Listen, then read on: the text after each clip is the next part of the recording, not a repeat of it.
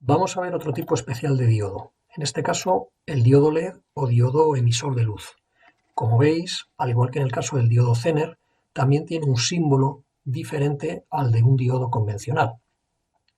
Al igual que en cualquier diodo, vamos a definir su tensión de diodo con el positivo en el ánodo, negativo en el cátodo, la corriente de diodo entrando por el ánodo y saliendo por el cátodo. Hasta aquí ninguna diferencia.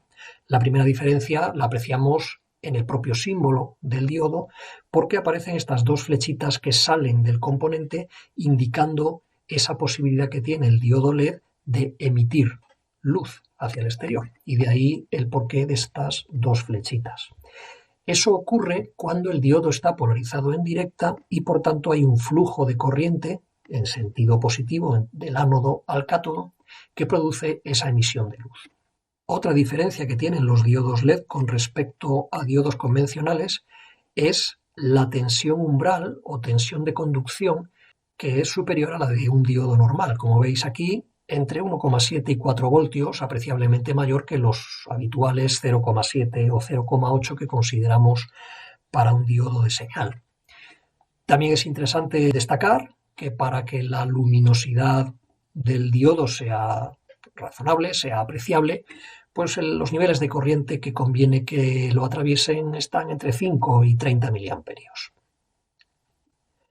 El modelo que cabe utilizar para su representación y análisis en circuitos en los que tengamos que utilizar diodos LED, pues no se diferencia de los modelos que ya hemos visto para diodos convencionales. En conducción los sustituiremos por una pila de valor V gamma y cuando estén en inversa y por tanto en corte los sustituiremos por un circuito abierto. Eso sí, hay que tener en cuenta que este valor de V gamma en conducción es, como hemos visto, distinto al del diodo convencional. En ese sentido, en esta tabla de color verde podéis ver para los diferentes colores de luz emitida por los diodos y por tanto la longitud de onda de esa luz, las tensiones umbrales pues tienen diferentes rangos, donde el valor más alto de tensión umbral lo tenemos para el diodo blanco. Esto depende del material con el que se fabrican. Y aquí a la derecha tenemos unos ejemplos de fotografías de diodos LED de diferentes colores, donde podemos apreciar una clara diferencia física en cuanto al encapsulado de este tipo de diodos con respecto al encapsulado de un diodo normal. Tiene que ser así para favorecer la emisión de la luz. En estos encapsulados, la forma en la que podemos distinguir el ánodo del cátodo es porque se fabrican con el terminal del cátodo más corto que el terminal del ánodo.